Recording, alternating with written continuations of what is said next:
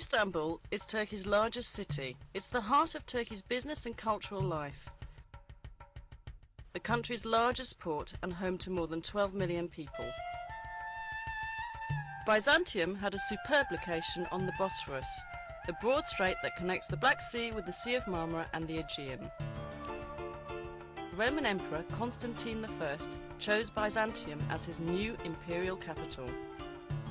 He ordered his builders to construct a great city of wide boulevards, spacious public squares and grand palaces. It was designated as the New Rome in 330 AD and named after him, Constantinople. 2 centuries later, in 537 AD, Emperor Justinian the Great inaugurated his greatest building project, the Church of the Holy Wisdom, or Hagia Sophia. Set on a hill overlooking the Bosphorus, right where the pagan temple of Byzantium once stood, the great church was the largest and most magnificent building in the entire world at the time. The Byzantine Church of the Holy Saviour of Ankara, built in the 11th century, is very different. A small, beautifully decorated church that was built as the centre of a monastic complex. Located near the city's massive land walls, it boasts the finest Byzantine mosaics in the entire region. The frescoes in the Paracelsian Chapel were the product of a new Byzantine art movement, which paralleled the Italian Renaissance. The church is now a museum. Near Hagia Sophia was the city's hippodrome, a place for public games, tournaments, chariot races and special events. Along its spina, or central dividing line, are the great relics of the past. An Egyptian granite obelisk brought by ship from the Nile. A bronze serpentine column, once topped by 3 serpent heads. The Column of Constantine, which in Byzantine times was covered in plates of gleaming bronze. The armies of Sultan Mehmet II conquered the imperial city in 1453, putting an end to the Byzantine Empire. The Ottoman sultans beautified their new capital, constructing great buildings that rivaled those of the Byzantines.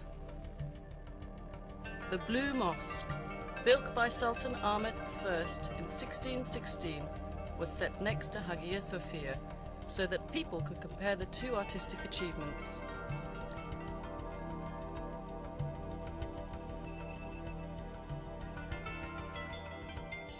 The Sultan endowed his great imperial mosque with many other buildings to serve the people.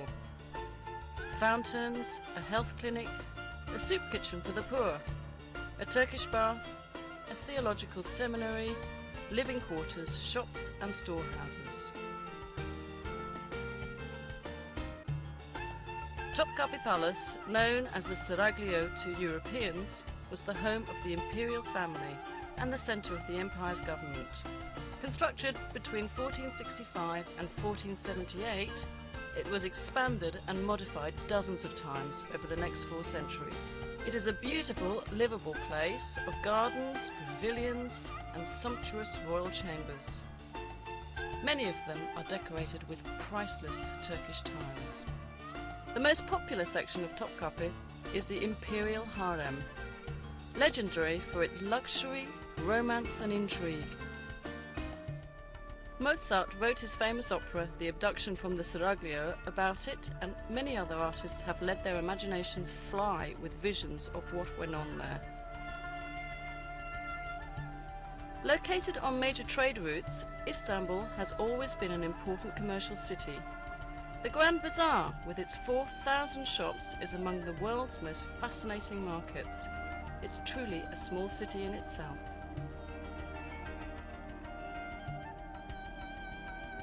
Nearby on the Golden Horn is the Egyptian or Spice Bazaar, known in Ottoman times as the place to buy exotic spices and herbs to be used in cooking or as traditional medicines. Crowning a hill overlooking the city is the Süleymaniye, or Mosque of Sultan Suleiman the Magnificent, the largest of Turkey's imperial mosques. Built for the empire's greatest sultan, it is the masterwork of Mimar Sinan, Turkey's greatest architect. The region around Istanbul is filled with fascinating places to visit on day trips. Take a fast ferry boat voyage south across the Sea of Marmara to visit Iznik, known in ancient times as Nicaea. Iznik is known today for its agriculture, but it has a deep romantic history. Ancient Nicaea was an important political, cultural and commercial city surrounded by powerful city walls which survive to this day. The early Christian church held two important ecumenical councils here. At the first council of Nicaea, held in the year 325 at the church of Hagia Sophia, theologians set the stage for the adoption of the Nicene Creed. A short drive south of Iznik brings you to Bursa, a large and growing city clinging to the side of the Bithynian Mount Olympus. Bursa was already ancient when, in 1326, the Ottoman Sultans chose it as the first capital of their rapidly expanding empire. They beautified their new capital with fine public buildings, including the Ulu Jami, or Great Mosque. Dating from 1396, it is the oldest Ottoman mosque still standing. A quarter century later, the Green Mosque was built. Its style is different from that of the Arab-influenced Ulu Jami. The Green Mosque and neighbouring buildings, a royal tomb, a theological seminary and a soup kitchen for the poor, give us a glimpse of what Ottoman architecture would achieve during the coming centuries. Since ancient times, Bursa has been at the centre of Anatolia's silk trade. Much of the trading takes place in the historic Kozahan.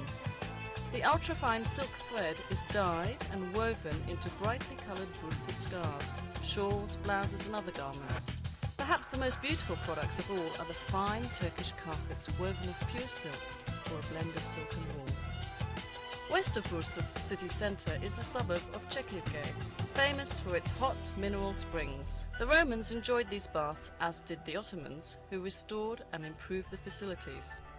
And in a few hours you'll arrive at the Dardanelles, the historic strait which connects the Aegean and Mediterranean seas with the Black and Marmara seas. During World War I, Winston Churchill sent a huge Allied fleet to force its way through the Dardanelles in order to capture Istanbul and reopen the sea lanes to Russia. Stout Turkish resistance halted the fleet and the invading army, but the cost in casualties was horrendous for both sides. The Allies suffered more than 250,000 casualties and the Ottomans an equal number. Overlooking the southern mouth of the Dardanelles stands ancient Troy. There has been a settlement here since the Bronze Age. The poet Homer tells us the Achaean Greeks attacked the Trojans more than 3,000 years ago because beautiful Helen had been abducted by a Trojan prince. Modern historians believe the 10-year war was probably fought over control of the Dardanelles. Whatever the cause, the Trojans lost. They couldn't resist dragging the Achaeans, great wooden horse, into their city. At night, the Achaean soldiers hidden inside the horse crawled out and opened the city gates to the invaders. Troy was sacked and burned.